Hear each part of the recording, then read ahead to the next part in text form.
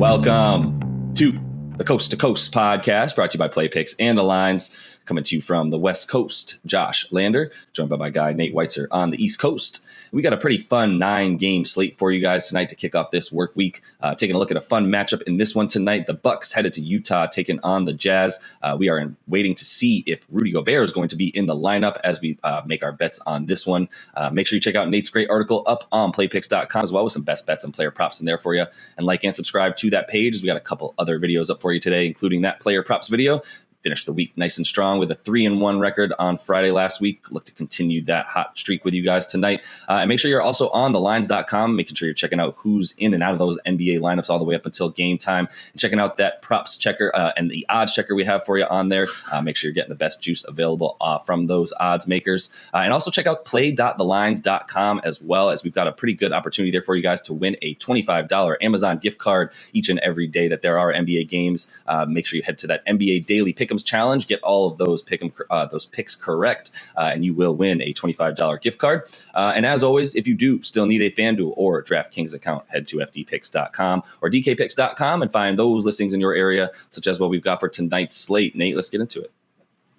Yeah, the Bucks -1.5 now, was -1. It might continue to rise if people feel like Rudy Gobert is not going to play through that foot injury. He missed Utah's last game, which went over by about 29 points with the Kings, 134-125 win. So obviously that will definitely influence things, but the total has dipped a little bit now to 234 at FanDuel. Saw it go up to 236 shortly before that. So we will look at the other 8 games on the slate before breaking it down. The Clippers are +6 at Cleveland. Nuggets +2.5 at Philly, total of 221. That is our other game video tonight. Of course, want to watch the MVP leading candidates go head-to-head. Portland +14 at Atlanta. Charlotte -10 at OKC. The Wolves are -3.5 at the Spurs. Wizards +12 at the surging Warriors. Bulls are -3.5 in Sacramento. Totals up at 238 there. And the Raptors are -4 at the Lakers. The Bucks, they were rounding kind of the corner, same as the Warriors, and then they got clapped in Golden State by a team that, two teams that have championship pedigree and are starting to look at the calendar and say it's time to hit the afterburners. And the Bucks had been doing that very impressively since that Nuggets loss over about a 13, 14 game span. Maybe slowed down a little bit, but they're still 6-2. And 5-3 against the spread since the break, with the best offensive rating in basketball, playing at the 4th fastest pace, scoring about 125 points per game. The key thing with this matchup is 3-pointers. It's all over every stat you look at. Bucks are second best in 3-point percentage and making the third most. Utah is second in makes. They attempt way more than Milwaukee, way more than most teams. And Milwaukee allows the most 3-pointers, dares you to beat them from 3. So it's very much a make or miss game here. It just depends on the kind of quality looks that Utah is going to be able to get against this Bucks team. And it depends how you're going to be able to defend the Bucks on the other end, because obviously Giannis is a problem, but I think Drew Holiday is even more key in this matchup. We saw how the Jazz struggled to guard pick and roll without Gobert. I mean, they're not great even with Gobert out there. If you have a savvy point guard like Drew Holiday, sort of in the mold of Chris Paul, who routinely carves up Rudy Gobert's defense in pick and roll. But without Gobert, Hassan Whiteside was a turnstile in that last game. It was 41 points, 11 assists for De'Aaron Fox, exploiting that matchup. So, I mean, Drew Holiday, who missed the last 2 games for the Bucks against the Jazz, both losses. Now the Jazz have won 5 of their last 6, so you're getting a little more value on the Bucks bouncing back with that. But Drew should be able to score here. I mean, the Jazz are giving up the second most points per game to point guards, actually, in their last 7. They're giving up 31.3 now. So you can look at – there's a lot of juice on these player performance doubles. Drew to score 22 points. 10-plus assists for Drew is plus 900.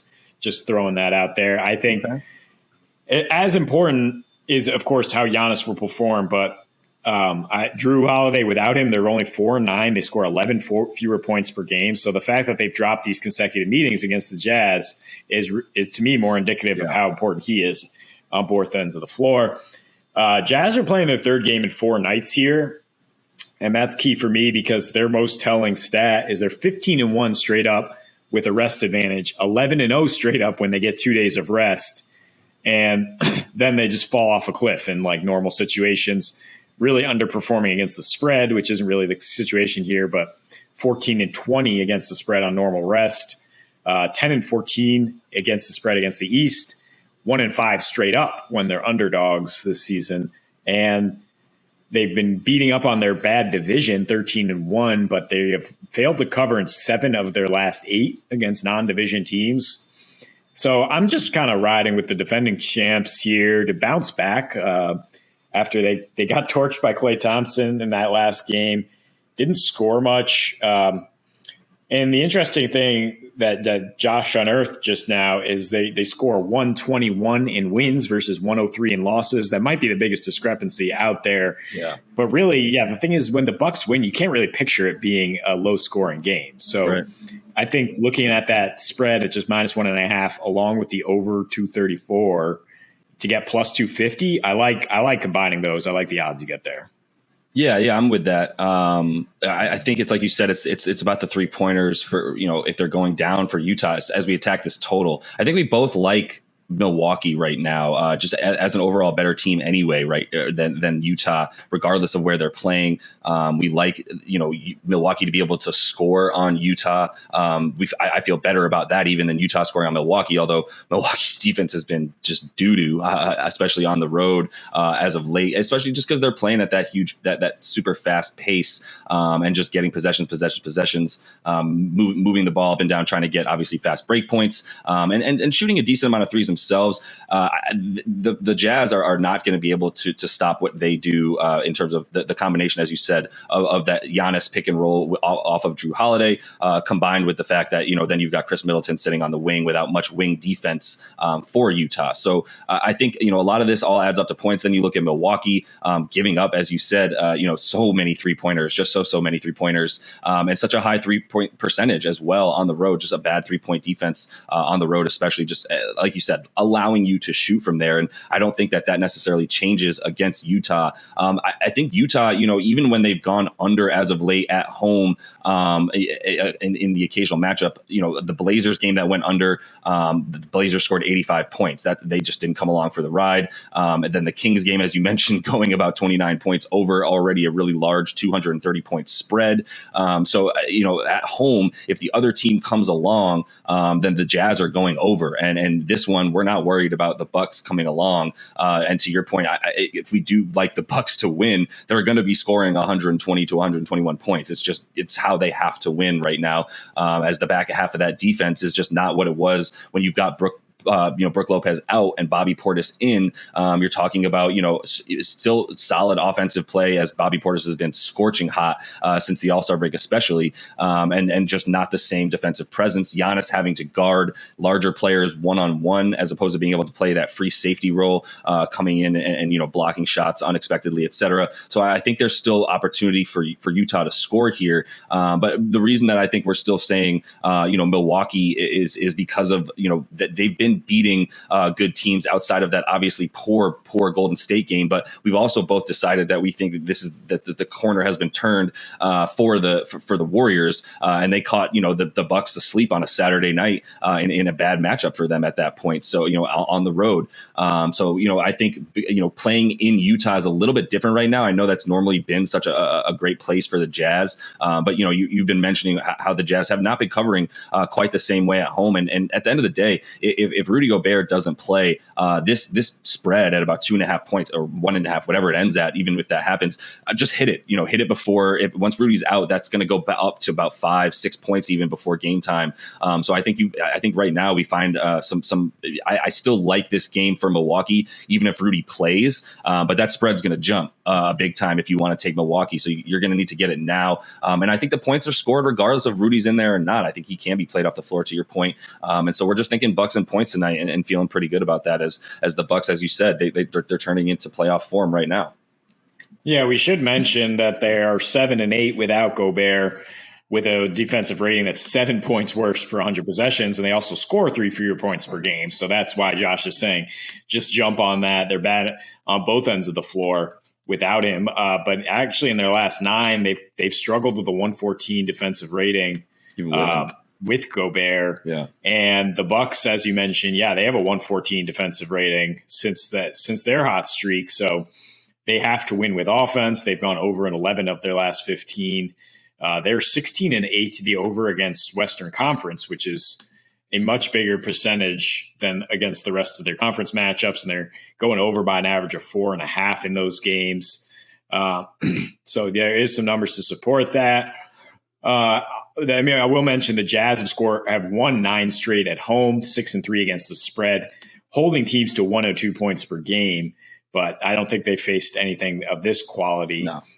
But they're scoring 120 points per game in those 9 home games. So, I think both teams are fully capable of going off. And actually what I like more than the over, Josh, is a first half over. If you get it around half of what this is, 116, 117, there's a lot of numbers to support this. I mean, mainly in their last 3, Milwaukee scoring 67 and giving up 67 in the first half. Utah scoring 64, including 71 their last time out. And they're 4th in points per game in the first half at home at around 60 on the season. So I think we can get to 120 in the first half pretty easily, as these teams both like to start hot. I mean, you know what Donovan Mitchell can do to get an offense started. Giannis doesn't really need a warm up. And I really like that more than thinking about how this game's going to wind down in clutch situations, and just saying, you know what, both teams are going to come out looking to get right and looking to put up points. Yeah, no, I'm with that. I mean, the only last thing I would add that we at least need to mention, because it's a pretty wild stat, is that the Jazz have won 19 straight games at home versus the Bucks, dating back to, probably even pre-Giannis years for the Bucks. That's such a long streak. I'm not super worried about it, but it is, it's beyond sort of just an anomaly, I think, if it's 19 home games in a row. I'm sure there's better explanations for that than I've dove into at this point. Well, that's 10 years worth of NBA. That's what I'm saying. It's just a ridiculously long streak. You got to at least mention it. I'm not going to really use that to factor into how I place my bets tonight. I'm sorry, that's 19 years, because they only play once. They only play one. It's well before Giannis. It's a lot, but it's at least noteworthy, right? So I'm going to bring that up so no one can just say like, "Well, you forgot to mention that." It's like, no, I didn't. I just don't really care about it as it pertains to tonight's betting. So that is all the time we have for you in this one. Make sure you are liked and subscribed to that page. Check out those other couple videos we have on this big 9-game slate tonight. And until we see you next, happy betting.